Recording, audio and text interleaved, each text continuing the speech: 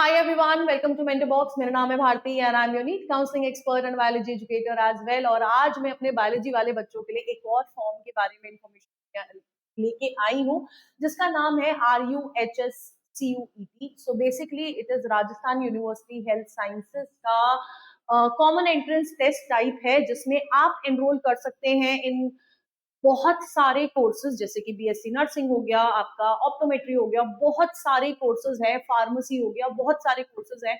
तो इन कोर्सेज में आपको 15,000 से ज्यादा सीट्स मिल जाती है। तो ये जो पूरा कोर्स है ना, कौन कौन से कोर्सेज हैं, कितनी सीट्स है, कितने कॉलेजेस एफिलेटेड हैं, ये सारी इंफॉर्मेशन मैं आपको इस वीडियो में देने वाली हूँ। तो इस वीडियो को जल्दी से अपने दोस्तों के साथ शेयर कर दो, खासकर उन दोस्तों के साथ जो कि आपके बायो वाले स्टूडेंट्स और बोलते रहते हैं कि हमें नहीं पता कि नीट का फॉर्म के अलावा कौन कौन से फॉर्म भरने हैं। सो स्पेसिफिकली अगर मैं कोर्सेज की बात करूं तो पहला जो आपका कोर्स है वो है बेटा जी आपका बीएससी इन नर्सिंग, है ना। बीएससी नर्सिंग है आपका पहला कोर्स और दूसरा है आपका एलाइड हेल्थ केयर प्रोफेशन, जैसे कि आपका बीपीटी, ऑप्टोमेट्री, आपका मेडिकल लैब लेबोरेटरी साइंसेज, या फिर आपका रेडियोथेरेपी टेक्नोलॉजी, या फिर मेडिकल रेडियोलॉजी, या फिर इमेजिंग टेक्नोलॉजी। इसके अलावा हमारे पास फार्मेसी कोर्सेज भी है जिसमें आप बी फार्मा कर सकते हैं। प्लस अगर मैं बात करती हूँ इस पूरे पूरे के पूरे कोर्स की, ठीक है, मतलब इस यूनिवर्सिटी की बात करती हूँ बेटा जी, तो आपको इस पर्टिकुलर यूनिवर्सिटी में अगर आपको एडमिशन लेना है तो कौन कौन सी सीट्स है, देखो राजस्थान बच्चे वाले जो बच्चे हैं उसमें अगर आपको पता होगा कि RUHS के अंडर ही आपका फैकल्टी ऑफ मेडिसिन आता है, आपका डेंटिस्ट्री यानी एमबीबीएस बीडीएस की सीट्स भी आती है। मैं आपको नंबर ऑफ सीट्स भी बता देती हूँ। फॉर एग्जाम्पल अगर मैं मेडिकल साइंसेज की बात करती हूँ तो यहाँ पर टोटल 38 कॉलेजेस एफिलेटेड है और 4980 सीट्स है। डेंटिस्ट्री में बेटा जी आपके नंबर ऑफ कॉलेजेस आर 7, 600 से ज्यादा सीट्स है, ठीक है। फैकल्टी ऑफ नर्सिंग यानी कि जो आपका बीएससी नर्सिंग वाला कोर्स रहने वाला है उसमें 204 कॉलेजेस हैं और नंबर ऑफ सीट्स 10,590 है।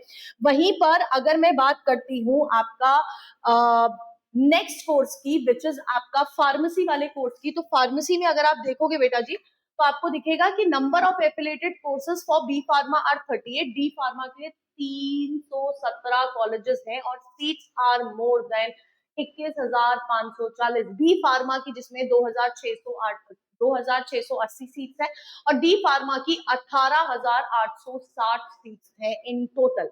अब अगर मैं एप्लीकेशन प्रोसीजर की बात करती हूँ तो आपको एप्लीकेशन यहाँ पर फिल करना पड़ेगा। एप्लीकेशन फिल करते टाइम पे आप लोगों को कौन कौन सी चीजें हैं, कौन कौन से डॉक्यूमेंट्स हैं जो आपको भरने पड़ेंगे, जैसे कि आपको अपना क्या कहते हैं, आपको अपना आपके पास आपका वोटर आईडी कार्ड होना चाहिए, वोटर आईडी यानी कि फोटो आईडी कार्ड होना चाहिए, डेट ऑफ बर्थ का सर्टिफिकेट होना चाहिए, ठीक है।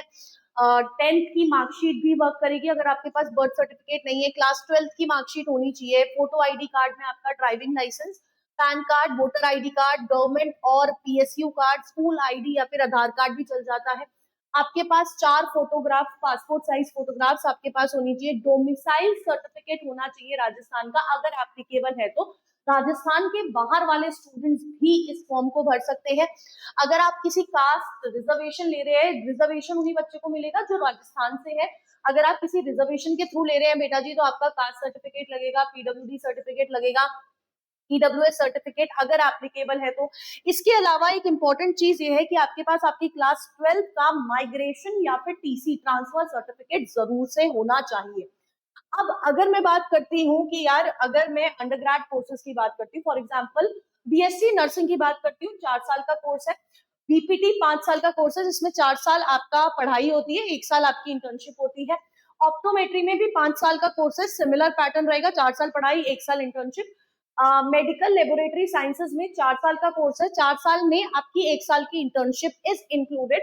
रेडियोथेरेपी टेक्नोलॉजी में आपका 4 साल का कोर्स है, 4 साल में आपकी 6 महीने इंटर्नशिप रहने वाली है। और medical radiology and imaging technology में 4 साल का कोर्स है जिसमें 1 साल आपकी इंटर्नशिप रहने वाली है। B pharma is for 4 years और आपका डी फार्मा 2 साल का कोर्स रहने वाला है, ठीक है। अब जो एप्लीकेशन फिलिंग है वो स्टार्ट हो चुकी है फ्रॉम 1 अप्रैल। मैंने अपनी प्रीवियस वीडियो में बताया था, लेकिन इन्फॉर्मेशन ब्रोशर में अभी आपको बता रही हूँ पूरा। 21 अप्रैल तक आप इसको फीस समेत आप इस एप्लीकेशन को भर सकते हैं, ठीक है। लास्ट डेट 21 अप्रैल 11:55 है रात को। करेक्शन विंडो 29 अप्रैल से 1 मई तक रहेगी, ठीक है। आप एडमिट कार्ड डाउनलोड कर पाएंगे 15 मई को। और उसके अलावा आपका जो एग्जाम है which will be conducted offline, वो 21 मई का एग्जाम रहने वाला है। रिजल्ट आपका 2/6 को आ जाएगा और आपका ऑनलाइन काउंसलिंग का जो प्रोसीजर है 16/6 से शुरू हो जाएगा, ठीक है। पूरी डिटेल्स यहाँ पर दे रखी है। अब एप्लीकेशन फी की बात करूं, अगर आप अंडरग्रेड मतलब अगर आप अनरिजर्व कैटेगरी से है, ओबीसी है, ईडब्ल्यूएस है, एमबीसी है, तो 2,000 रुपए आपको भरना है। और अगर आप एससी एसटी पीडब्ल्यूडी कैंडिडेट्स है तो आपको 1,000 रुपए अपनी एप्लीकेशन फी भरनी पड़ेगी इस एप्लीकेशन को भरते टाइम, ठीक है। अब एलिजिबिलिटी क्राइटेरिया की बात करते हैं, तो एलिजिबिलिटी क्राइटेरिया में आपको ये पता होना चाहिए कि अगर आप बीएससी नर्सिंग के लिए जा रहे हैं तो आपके पास एक तो पीसीबी होना चाहिए।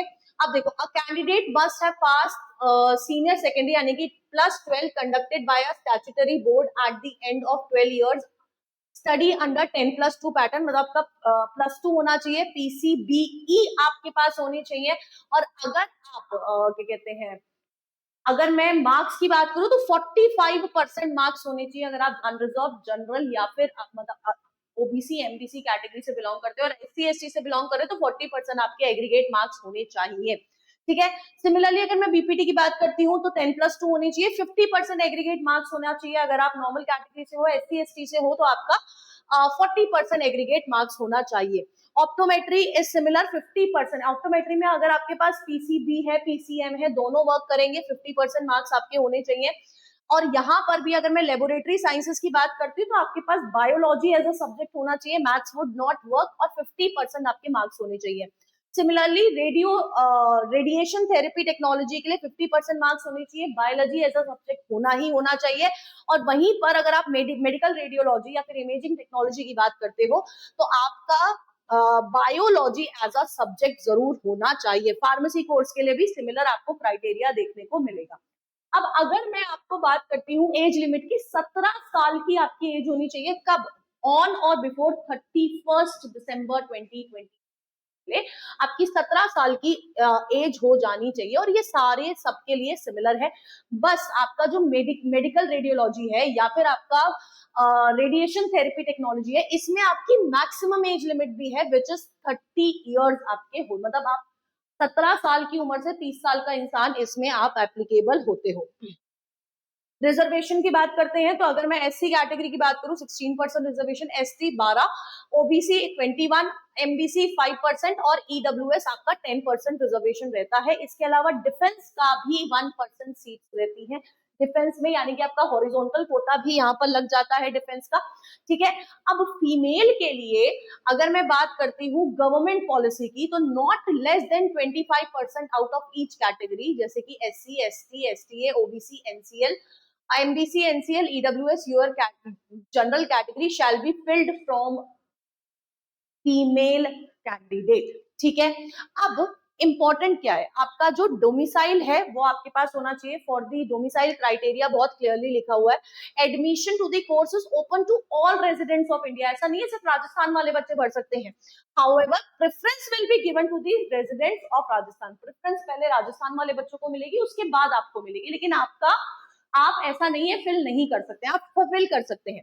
अब इसके अलावा अगर मैं टेंटेटिव सीट मैट्रिक्स की बात करती हूँ तो मैंने अभी ऑलरेडी आपको सीट मैट्रिक्स पहले बता दी है कितनी सीट्स हैं, ठीक है। टेंटेटिव सीट मैट्रिक्स में ऑलरेडी बता चुकी हूँ। अब मैं बात करती हूँ फी स्ट्रक्चर की कि क्या क्या फी स्ट्रक्चर रहने वाला है अगर आप इन कोर्सेज में पार्टिसिपेट करते हो। तो देखो, अगर मैं बात कर रही हूँ बीएससी नर्सिंग की, बीएससी नर्सिंग में जो कॉलेजेस हैं, गवर्नमेंट कॉलेज है अंडर एसएफएस, तो 50,000 पर एनम फीस है, जिसमें आपका 2,000 रुपी कॉशन मनी लगता है।